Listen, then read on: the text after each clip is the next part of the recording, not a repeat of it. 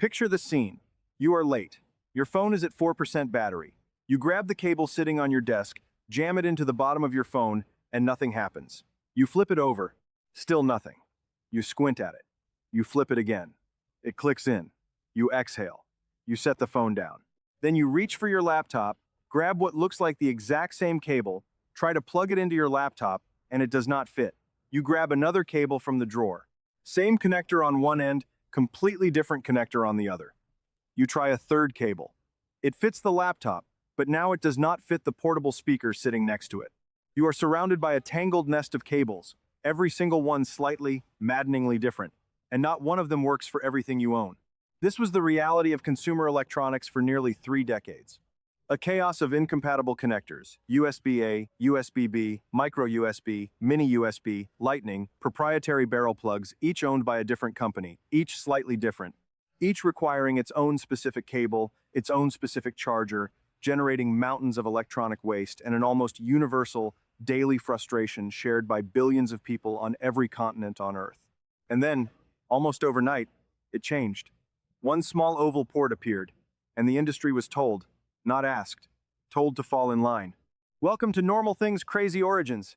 Today we are uncovering exactly what USB-C is, why it works the way it does, and why governments around the world had to legally force the entire electronics industry to adopt it. To understand USB-C, you first have to understand what came before it and why it became such a spectacular mess.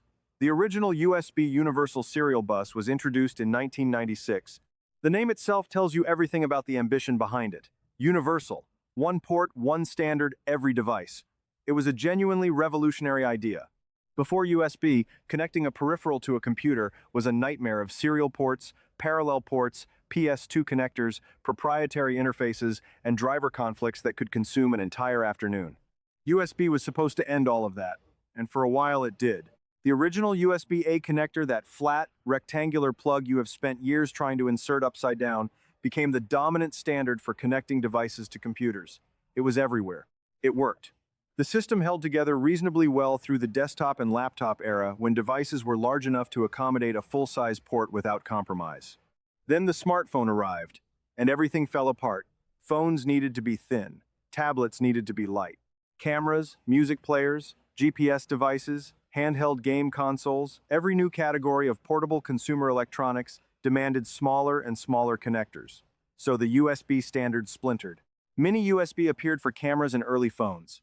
Then micro USB arrived, even smaller, and became the dominant standard for Android smartphones through the 2000s and early 2010s.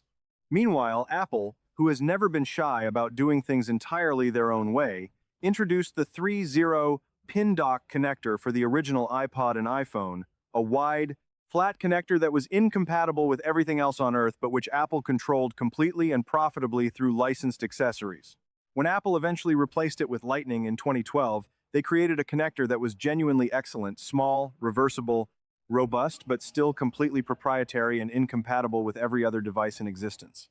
By the early 2010s, the average household with a few smartphones, a tablet, a camera, a portable speaker, and a laptop owned somewhere between 5 and 10 different types of cables. None of them were interchangeable. All of them eventually broke. All of them had to be replaced.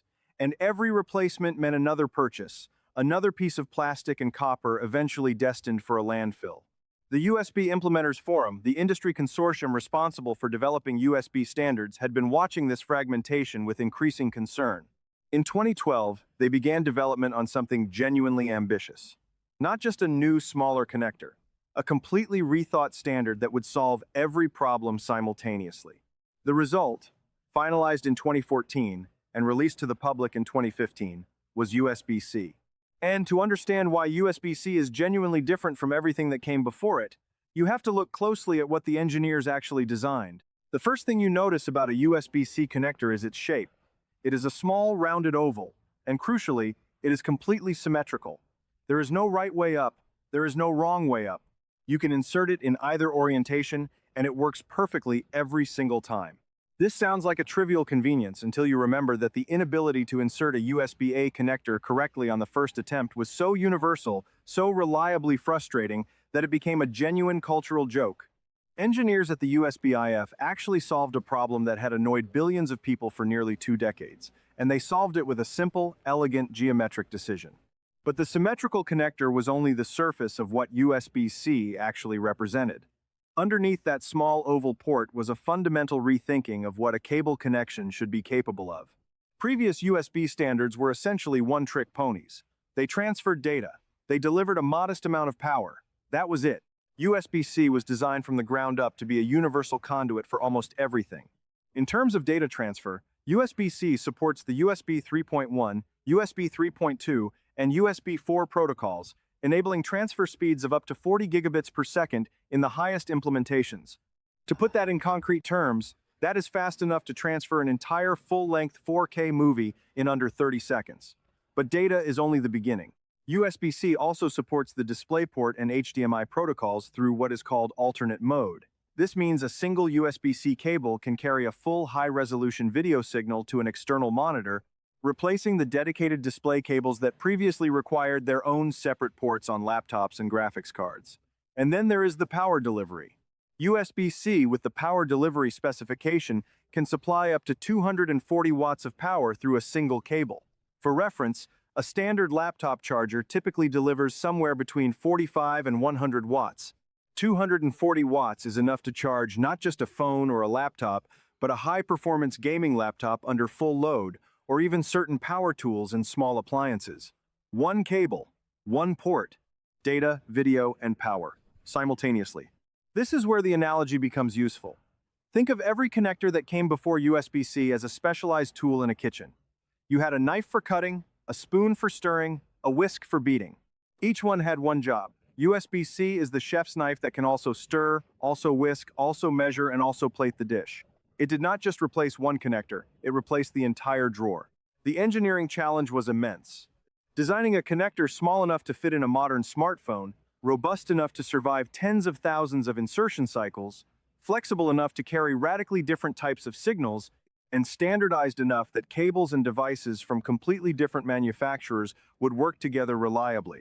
This required years of collaborative engineering across dozens of companies and meticulous standardization work by the USB-IF.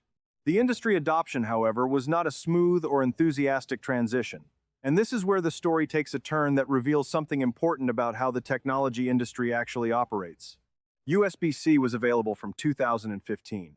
Apple put it on the MacBook that same year. Google adopted it on the Pixel phone in 2016. But broad industry adoption was slow, inconsistent, and deeply frustrating for consumers.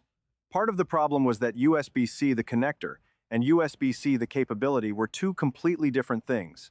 Because USB-C is a physical connector that can carry multiple different underlying protocols, a cable that looked identical to another cable could perform completely differently.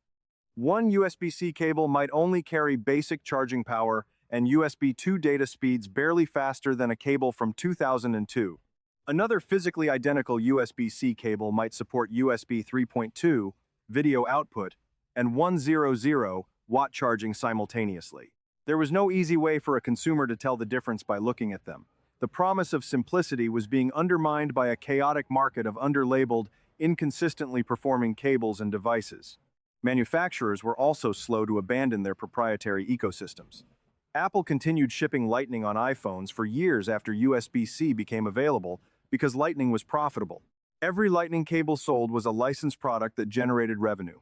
Every Lightning accessory made by a third party required an Apple certification fee. The proprietary connector was not just a technical choice. It was a business model. And this is precisely why governments stepped in. The European Union, after years of voluntary industry pledges that went largely unfulfilled, passed legislation in 2022 mandating that all smartphones, tablets, cameras, headphones, and a range of other portable electronic devices sold in Europe must use USB-C as their common charging port by the end of 2024. The regulation was explicit, enforceable, and came with real consequences for non-compliance. It was, in the history of consumer electronics, a remarkable moment. A government body overriding the product decisions of some of the most powerful technology companies on Earth in the name of consumer convenience and environmental protection. The environmental argument was significant. The European Commission estimated that the mountain of discarded and redundant chargers and cables generated annually across Europe weighed approximately 11,000 tons. Standardizing on a single connector would dramatically reduce that waste. Apple. Facing the reality of the European market, hundreds of millions of consumers they could not afford to lose, switched iPhone to USB-C with the iPhone 15 inches September 2023. A decade after USB-C was designed, a decade after the chaos of cable incompatibility was solved, it took a government mandate to actually make it happen universally. So the next time you pick up a USB-C cable, any USB-C cable, from any drawer, belonging to any device, and it slides effortlessly into your phone, your laptop, your tablet, all in the same orientation. Every single time, without flipping it, without squinting, without a second attempt, you will know the full story behind that small oval port. It is not just a connector. It is the result of a decade of engineering ambition, a decade of corporate resistance, and ultimately a government deciding that the frustration of billions of people had gone on long enough. If you enjoyed this journey into the tiny port that changed everything, hit that like button, share this video with someone who still has a drawer full of old cables, and subscribe to Normal Things, Crazy Origins for more stories about the everyday objects that hide extraordinary histories. Because sometimes the smallest things carry the biggest stories. Thanks for watching.